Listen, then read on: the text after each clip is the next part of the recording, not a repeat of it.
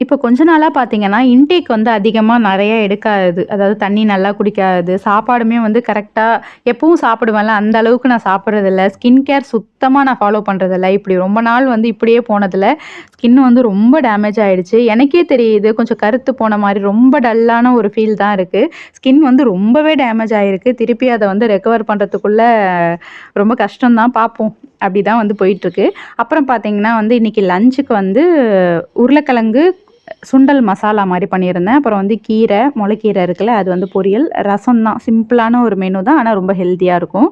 அதுக்கப்புறம் சாப்பிட்டெல்லாம் முடிச்சதுக்கப்புறம் கொஞ்சம் நேரம் அப்படியே ரெஸ்ட் எடுத்துட்டு, ஈவினிங் பார்த்தீங்கன்னா வந்து கொஞ்சம் வேலை இருந்துச்சு. இந்த விளக்கமாறு வந்து சீவுனாங்கல்ல, அந்த கீத்தா, அது எல்லாத்தையும் சரி எடுத்து கொளுத்திரலாம் அப்படின்னு சொல்லி, அந்த தென்னை மரம் கட் பண்ணோம் பாருங்க, அந்த இடத்துல போட்டு கொளுத்திட்டுருக்கேன்.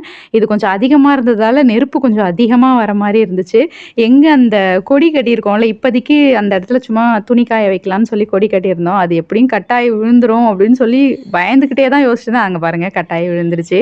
சரி அப்புறமா ஜாயின் பண்ணிக்கலாம் அப்படின்னு சொல்லிட்டு எடுத்து வச்சுட்டு, இருக்கிற குப்பையெல்லாம் திருப்பி ஃபுல்லா கூட்டி அந்த இடத்துல தள்ளி வச்சுட்டோம் அப்படின்னா, ஃபுல்லா அழகா பொறுமையா எரியும் அப்படின்னு சொல்லி, அந்த வேலைய தான் வந்து பார்த்துட்டு இருந்தேன். இங்க வந்ததுலேருந்து எனக்கு குப்பை கொளுத்துற வேலை தான் அதிகமா இருக்கு. ஏன்னா இந்த தென்னை மரத்துல வந்து குப்பை போட்டு கொளுத்திட்டே இருந்தோம் அப்படின்னா தான், அது வந்து ஃபுல்லா அந்த வேர் வந்து சரியாகும் அப்படின்னு சொன்னாங்க.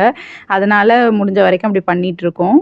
இப்பலாம் ஈவினிங் டைம்லயும் சரி, சாப்பிட்டு முடிச்சதுக்கு அப்புறமும் சரி, ரொம்ப நேரம் இங்க வந்து டைம் ஸ்பெண்ட் பண்றோம். நல்லா ஜாலியா இருக்கு. ரிலாக்ஸா ஃபீல் ஆகுது.